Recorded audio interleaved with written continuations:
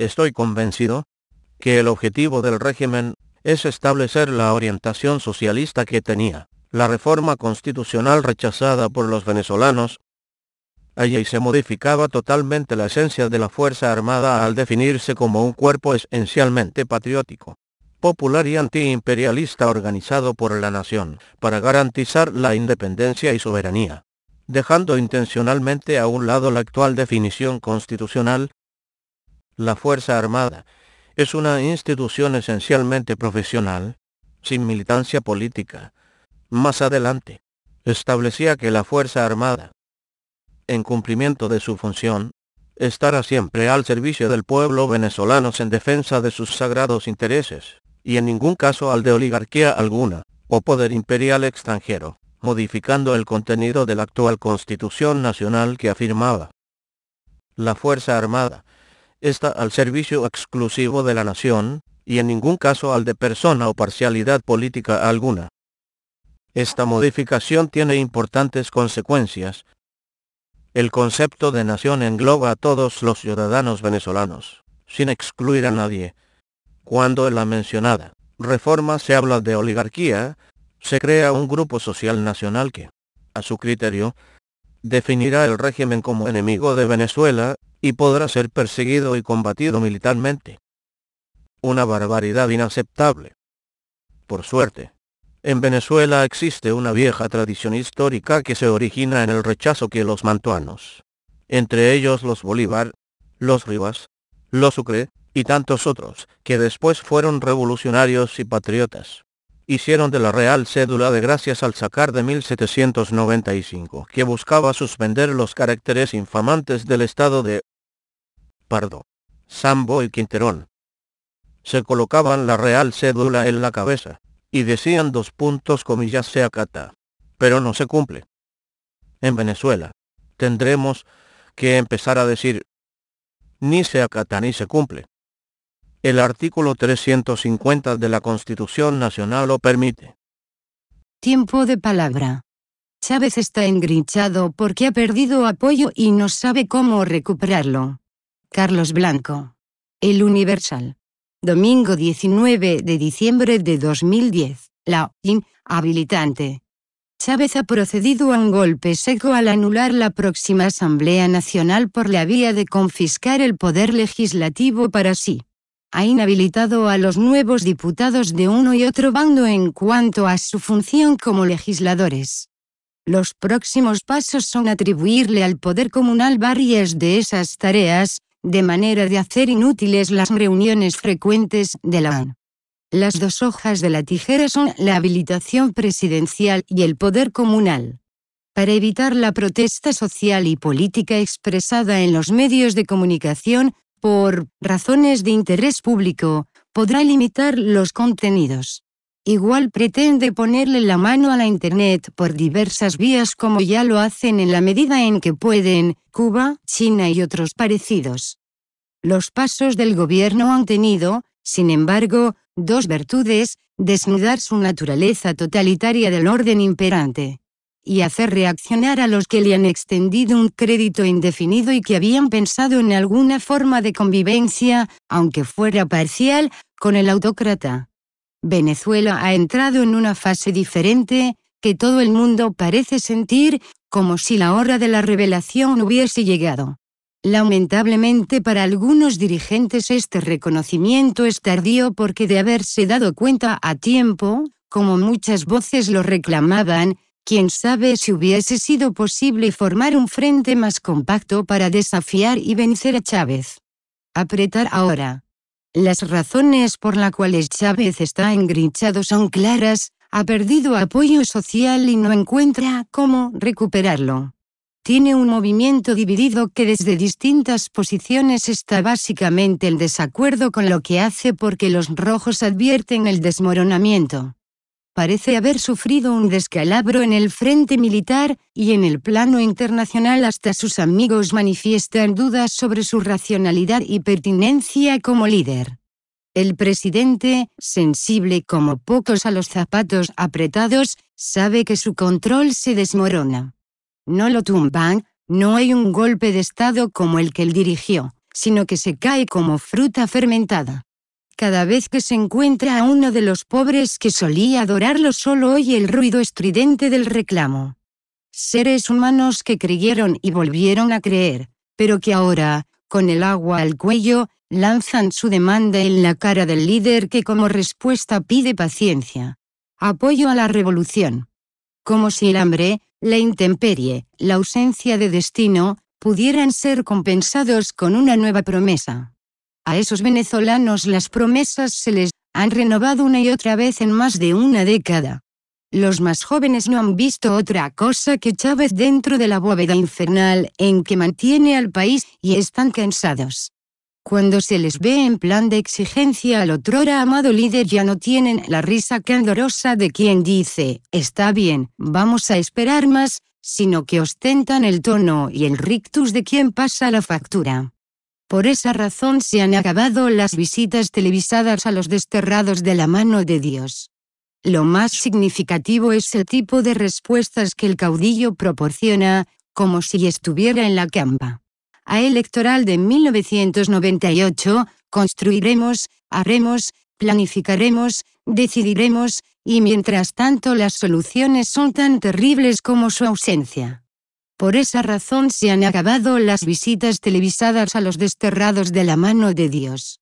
Lo más significativo es el tipo de respuestas que el caudillo proporciona, como si estuviera en la campaña electoral de 1998, construiremos, haremos, planificaremos, decidiremos, y mientras tanto las soluciones son tan terribles como su ausencia. Por ejemplo, la ocupación de los hoteles no significa que los damnificados van a vivir por alguna vez en su vida la comodidad de un alojamiento de 3 estrellas, sino que por obra del hacinamiento, la piratería oficial, la falta de recursos que los dueños de las instalaciones no pueden proveer por sí mismos, se deteriora el espacio que ocupan y el hotel se vuelve rancho. Por si fuera poco, los tienen confinados sin mucha comunicación exterior, no sea que por allí estén periodistas que den cuenta de la realidad en la que están atrapados los damnificados.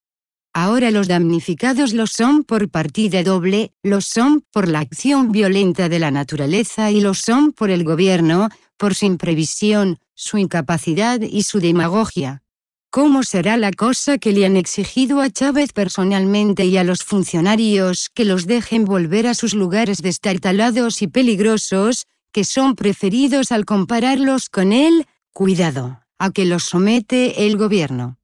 ¿Cómo será la cosa que los damnificados saben o intuyen que la provisionalidad refugios puede durar años? La protesta social. En Venezuela se huele a tormenta. Al parecer no hay estructuras demasiado organizadas, pero en todas partes las redes del descontento se tejen sin cesar. No hay ambiente en el que no se diga, esto no puede seguir así. Tal ambiente incluye a los chavistas de diversa laya, civiles y militares. La única respuesta real que tiene Chávez es la peinilla, el gas, los despidos y los tribunales. No quiso tener y no tiene salidas políticas democráticas, aunque fueran aparentes. No dialoga porque no quiere, pero si quisiera ya no puede, no lo dejan, porque desde la izquierda con mal de rabia lo acusan de blandengue y se ve compelido a mostrar una condición que los revolucionarios le cuestionan, a menos que estén cobrando. El que levante la alfombra del miedo creada por la represión simbólica y real se dará cuenta que por debajo lo que hay es rebelión. Nadie puede planificar un levantamiento social único, estructurado y comandado por una dirección que no existe.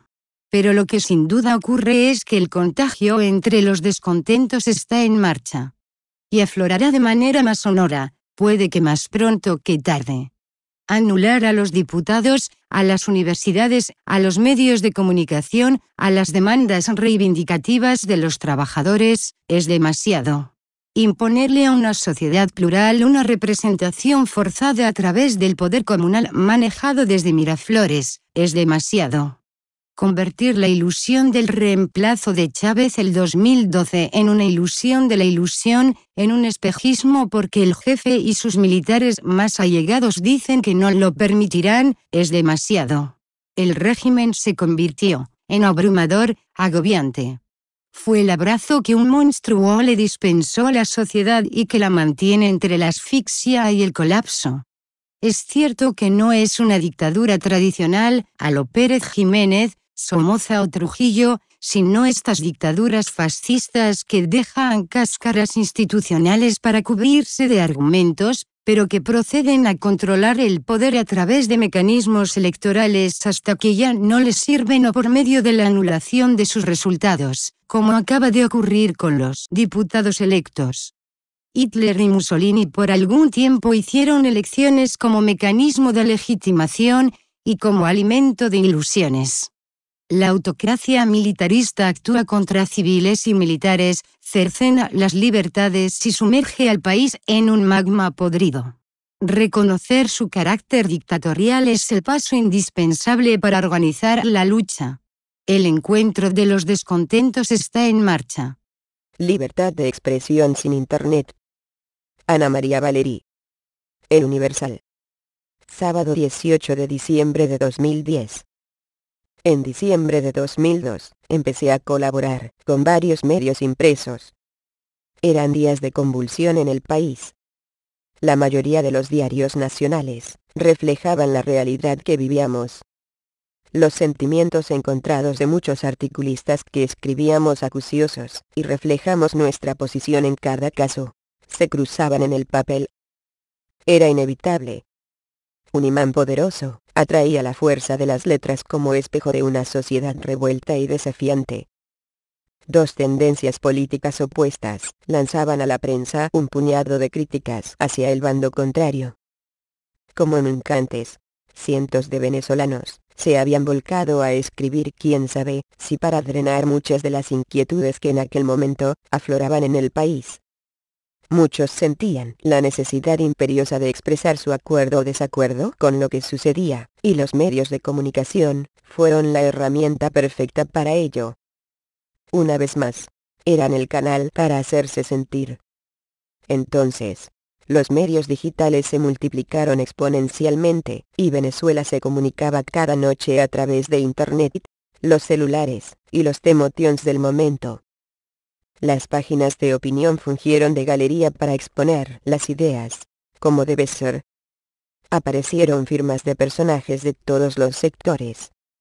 El lector decidía qué leer, y qué no, qué aceptar, y qué rechazar.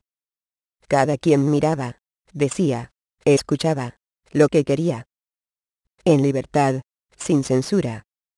Se abrieron portales para opinar y debatir, para participar en la vida del país desde la perspectiva particular de cada quien. Como suele ser en un país donde impere la democracia y por tanto la expresión libre. En mi caso, cada uno de mis artículos fue escrito sin tapujos, al desnudo. Con absoluta responsabilidad personalísima. Así ha sido hasta el día de hoy, porque este medio, como otros en los que colaboro, jamás ha cortado ni una letra, ni ha cambiado una coma, por miedo. Y no ha ocurrido, no por solidaridad con mis líneas. No, sino porque gozamos de total autonomía para expresar lo que pensamos. En libertad plena, y con libertad plena. Así pues, quien quiera que haya leído alguno de mis artículos podrá saber lo que pienso sobre temas diversos, entre ellos, sobre el gobierno de Chávez. La posición del escritor se refleja en sus letras, y lo escrito está.